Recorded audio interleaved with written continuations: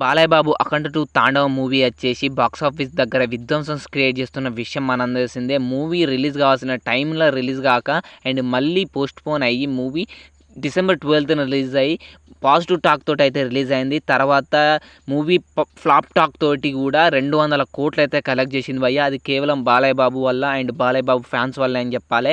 అయినా కూడా ఆ 200 కోట్లు ఫేక్ కలెక్షన్స్, ఫేక్ పోస్టర్స్ అని అయితే కొంతమంది బాలయ్య బాబు పడని వాళ్ళైతే ట్రోల్ చేస్తున్నారు భయ్యా సోషల్ మీడియాలో.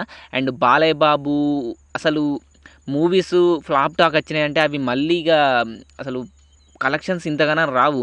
అయినా కూడా ఎందుకంటే బాలయ్య బాబు, బోయపాటి కాంబినేషన్ వస్తున్న మూవీ కాబట్టి ఎక్స్‌పెక్టేషన్స్ చాలా ఉన్నాయి కాబట్టి అండ్ 'అఖండ 1' తర్వాత బాలయ్య బాబు నుంచి వచ్చే ప్రతి ఒక్క మూవీ 100 కోట్లు కొట్టే స్టామినా తోటే వస్తున్నాయని చెప్పొచ్చు. అండ్ ఇక బాలయ్య బాబు 'అఖండ 1'కి సీక్వెల్‌గా వస్తున్న 'అఖండ 2' కాబట్టి చాలా ఎక్స్‌పెక్టేషన్స్ తోటి రిలీజ్ అయ్యి అండ్ ఫ్లాప్ టాక్ వచ్చినా కూడా మూవీ 200 కోట్లయితే కలెక్ట్ చేసింది భయ్యా.